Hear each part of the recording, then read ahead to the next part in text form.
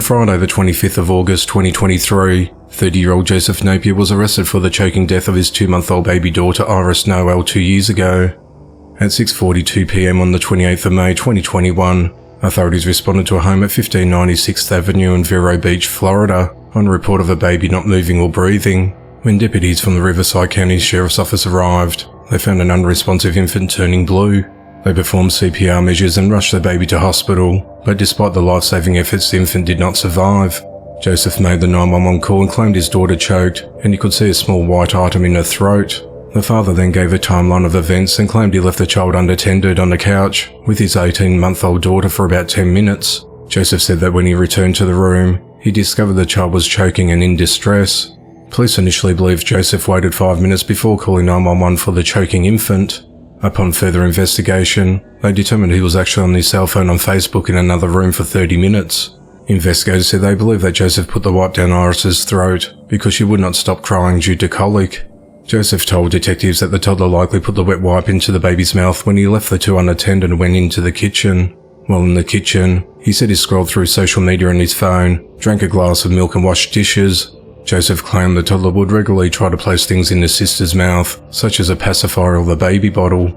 Sheriff Eric Flowers said our forensic team has determined that Joseph claims that the 18-month-old child placed a wipe down the throat of this 2-month-old infant. We've proved that's not possible. He put the wipe into the child's mouth. He pushed it far enough that this child choked. It took doctors going deep into the child's throat with forceps to get it out, he said.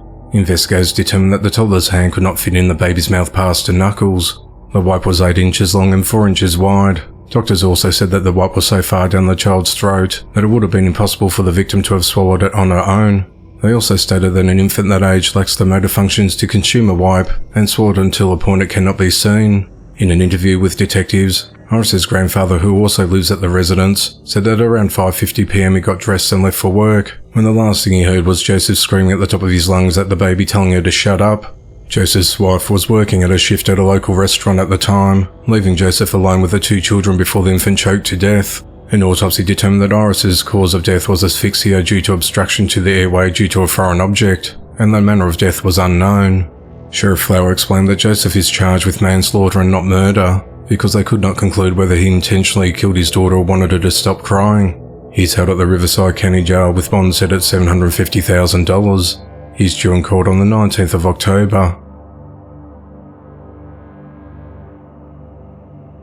2 teenage males are behind bars after accidentally shooting a young woman. At around 12:54 a.m. on Saturday the 26th of August, authorities responded to the Wellington Place complex at 413 Carlos Street in Gulfport, Mississippi on reports of shots fired. When officers arrived, they found a deceased woman with a gunshot wound. The victim was later identified as 19-year-old Alexis McLaurin. Alexis was staying at a friend's house that night when some other kids there began playing with a firearm. During the investigation, detectives determined that Kevin Hannibal and Deshaun Cooper, both 15 years old, were mishandling the gun when it discharged and struck Alexis. They were arrested and charged with manslaughter. They've both been held at the Harrison County Adult Detention Center on a $1 million bond. The investigation into the matter continues. Police were investigating after a 24-year-old man was fatally shot.